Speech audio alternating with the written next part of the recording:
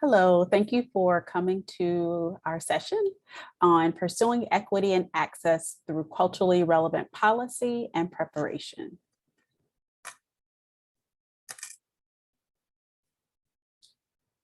This is a session with the 2022 OSEP Leadership and Project Directors Conference, and the contents of this presentation were developed by us for this conference. However, the contents do not necessarily represent the policy of the Department of Education, and you should not assume endorsement by the federal government.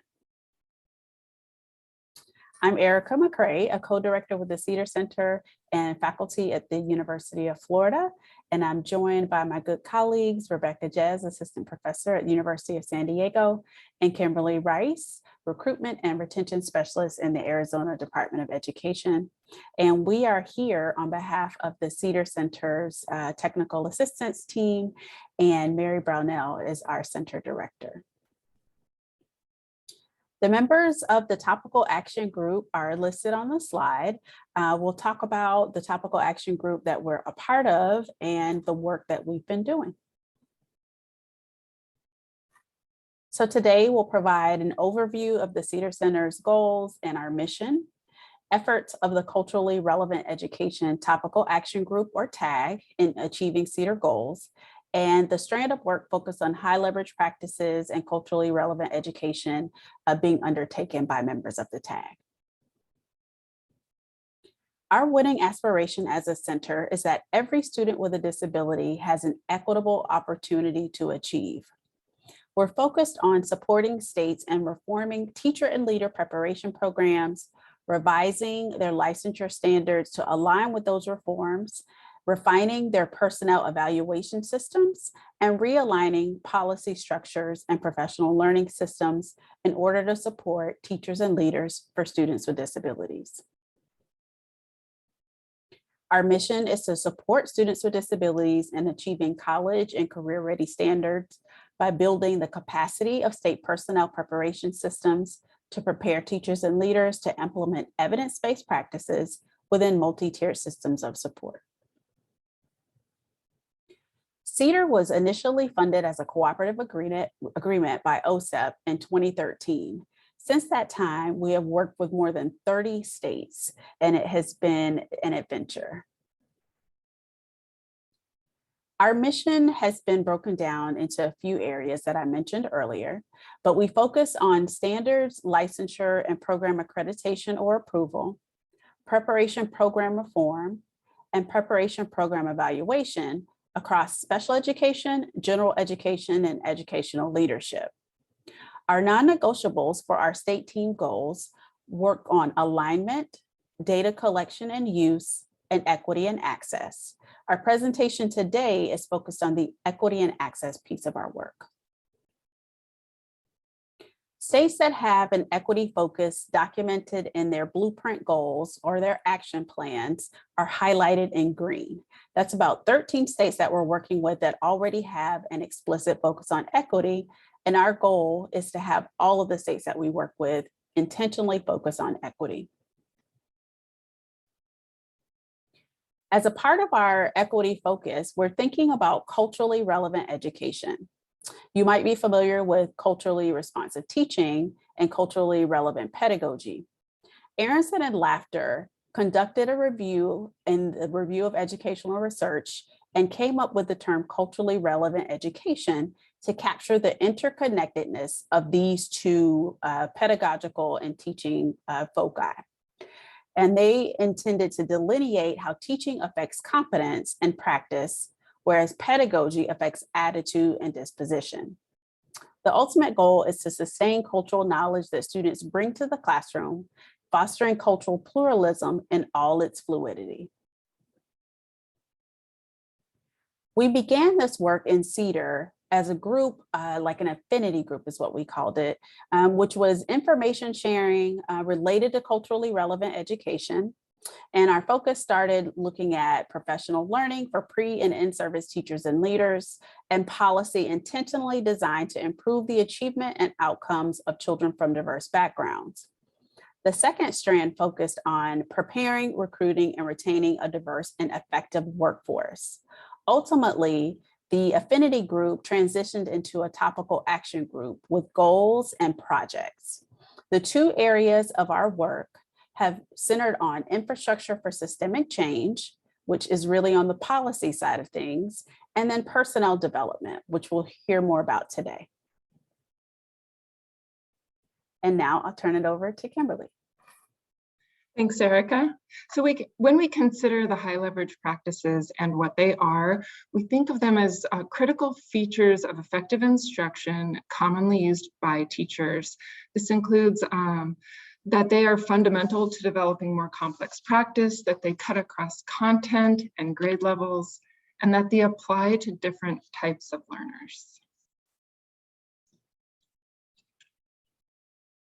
So among the many benefits of the high leverage practices are the architecture of evidence-based practices in academic content and the social emotional realm. And focusing on high leverage practices helps us to improve the essence of instructional collaborative practice. The CEEDAR Center and the Council for Exceptional Children had a development team that identified and distilled 22 practices to support students with disabilities in 4 main areas. These were collaboration, assessment, social emotional behavioral, and instruction. So as we consider the alignment of the high leverage practices, both from teaching works as well as those developed by CEEDAR and the Council for Exceptional Children, we have to ensure that we aren't leaving any voices out.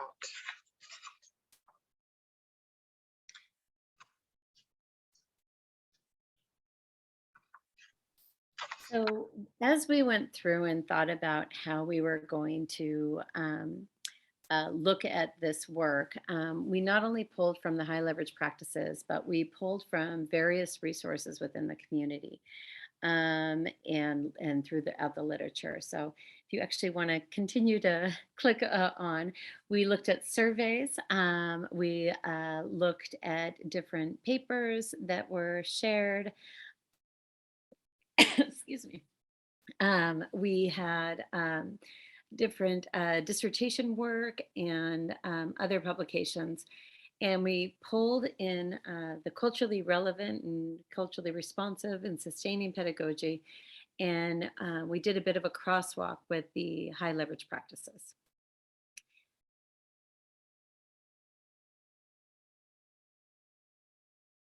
And so once we identified that we really wanted to kind of center this around the high leverage practices, as I mentioned, we gathered the different tools and resources around this and looked at different surveys looking at teaching practices. We actually then co-created a Jamboard where we divided the work amongst the teams. The 4 high leverage practices were the 4 teams that we had. We then moved into a Google Sheet where each one of the teams made some recommendations for questions that really represented the high leverage practices along with the culturally relevant education practices. And then from there, we moved on to the Google survey, which we're going to share a little bit with you in just a moment. One of the questions that we had for ourselves and also for someone who was completing the survey is really understanding how to look at it from a critical lens. These are some questions that we asked ourselves and have continued to ask others who have taken a look at the survey. When you're thinking about that critical lens, some of the questions you might ask are who benefits and who might be harmed? What are the strengths and weaknesses? What's most and least important? And what can we do to make positive change? Where do we see this happening in the real world? What are some similar concepts or situations? And where will this idea take us? When is this acceptable or unacceptable? When would this cause a problem? When will we know if we've succeeded? The why questions being, why should people know about this? Why is this a problem or challenge? and why are people influenced by these different topics? And then finally, the how. How is this similar to other things? How does this disrupt things? How do we know the truth about this? And how does this harm us or others? And so we took these questions to really look closer at the survey as we began building. So as we went through each one of the high leverage practice groups and started looking at the questions that we had created, one of the things that we quickly realized is that we all had some questions about positionality. And we realized that if one doesn't really examine their own positionality and also the position of power and privilege that their students or their families are experiencing, then the work can't be done effectively or with integrity. And so we ended up pulling out the positionality statements from each one of the groups, and these are some examples of what that looks like. So, to what extent have you had the opportunity to become aware of your own position and power and privilege, experience, bias, and culture? How do you assess your biases and how they're affecting your teaching?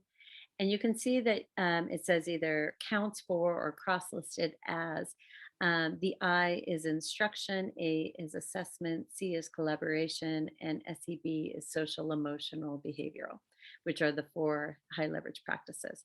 So you can take a look and see that a lot of these questions are really about one's own experience around these areas.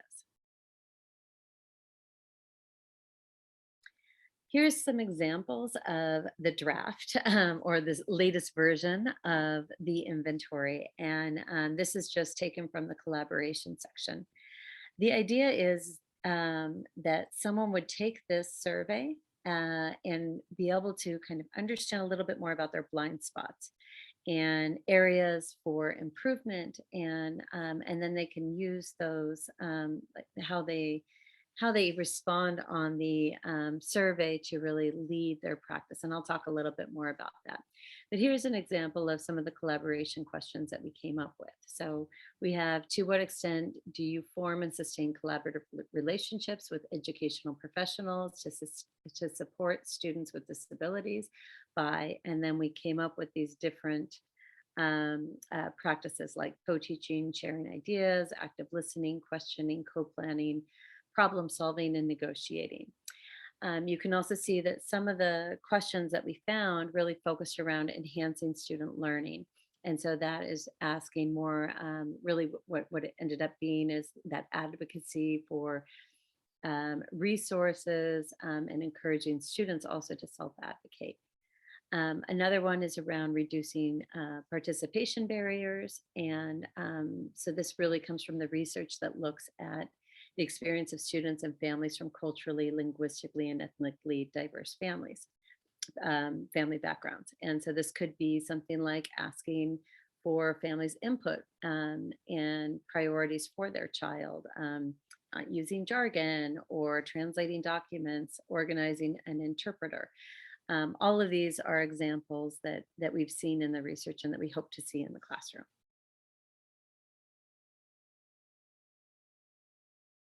And then some more that came out of the literature was really around enhancing family involvement. So getting family voice, using those cultural reciprocity in meetings and at the school, enhancing community involvement, enhancing effective collaborative teams. So intentionally creating spaces for different members of the community to come together and work together in supporting the students. And then also really looking at at your personal institution and thinking about how you form and sustain collaborative relationships. So, by listening, by establishing respect, by using conflict resolution, and understanding individual and cultural communication styles and skills. Another example is from the social, emotional, and behavioral inventory. And this is really honing in on how do we help how do we help build a sense of trust with students and develop that community, ask students about their feelings, educate yourself about students and communities and cultures, and then also bringing in the family, you know, and the student, asking the family about the student's experiences at home and in their community. And then actually implementing strategies to minimize any effects of the mismatch between students' home culture and the school culture. And so where we see this going is we're hoping to soon finalize the survey. We'd like to actually pilot the survey as soon as we can. And then based on how we see the survey results coming in, then we would like to build support modules and to you know, to once someone identifies one of the blind spots, then they can, you know, participate or access these different support modules, and then hopefully build some of their skills. And then of course sharing with the community, the local community at the universities, at the different state departments, and different national organizations, and so that we continue to share this work and really shift that access to equitable practices.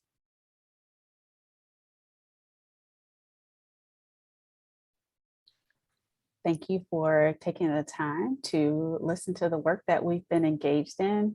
We all know that schools continue to diversify, and we want to ensure that all educators across general education, special education, and educational leadership are prepared to meet their needs, especially when we consider representation in special education. We want to make sure that not only are students taught by effective educators who know evidence-based practices, but that they see culturally relevant education also as a part of their practice.